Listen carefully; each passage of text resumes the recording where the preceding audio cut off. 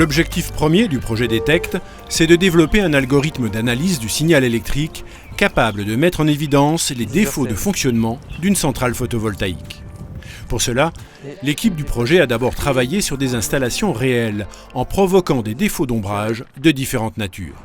Notre objectif, c'est de dire en temps réel qu'il y a quelque chose qui est venu cacher le panneau et que ce n'est pas un nuage, ce n'est pas quelque chose de naturel, c'est quelque chose qui vient vraiment influer sur la production du panneau. C'est de l'analyse de signal.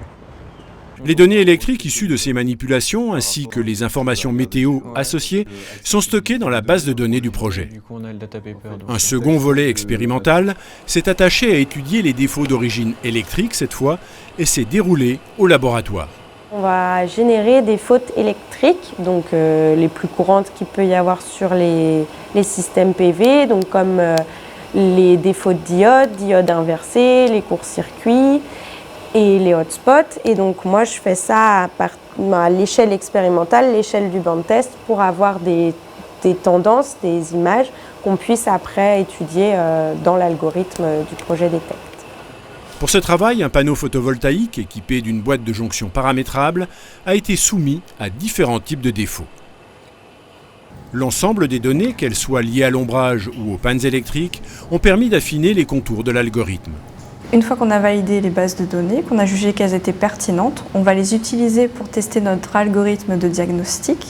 Et pour l'instant, les premiers résultats sont très prometteurs.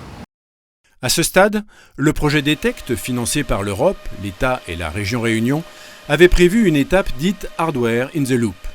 Il s'agissait, grâce à un dispositif de simulation reproduisant le comportement d'une centrale photovoltaïque, de générer toute une série de défauts virtuels, et ce, autant de fois que nécessaire et en temps réel, jusqu'à valider l'algorithme de façon robuste. On a ici le simulateur temps réel qui va faire tourner la simulation, qui va ensuite générer des signaux de commande qui sont envoyés à nos PV virtuels, donc nos émulateurs PV et à l'émulateur réseau. Ces deux appareils vont générer des signaux électriques qui seront ensuite récupérés par l'algorithme de diagnostic. Et ici, on a le cockpit de tout notre banc de test qui va nous permettre de récupérer les différents signaux et de générer les différents défauts sur notre système. Alors aussi, on a les signaux qui viennent du simulateur temps réel, donc qui viennent du banc. On a les caractéristiques PV qui sont ici et les caractéristiques météorologiques qui sont ici.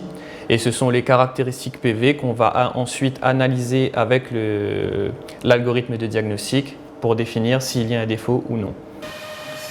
À ce stade, le dispositif expérimental est parfaitement validé et a permis de proposer un outil de diagnostic doté d'un bon niveau d'efficacité.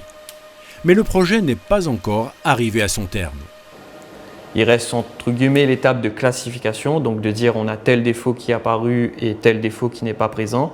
Et il reste encore l'étape d'implémentation sur une carte électronique pour pouvoir la connecter directement sur le système. À l'issue de cette dernière phase de développement, les professionnels disposeront d'un équipement accessible et facilement connectable sur les centrales existantes, en particulier celles de première génération, dont la durée de vie se trouverait ainsi prolongée.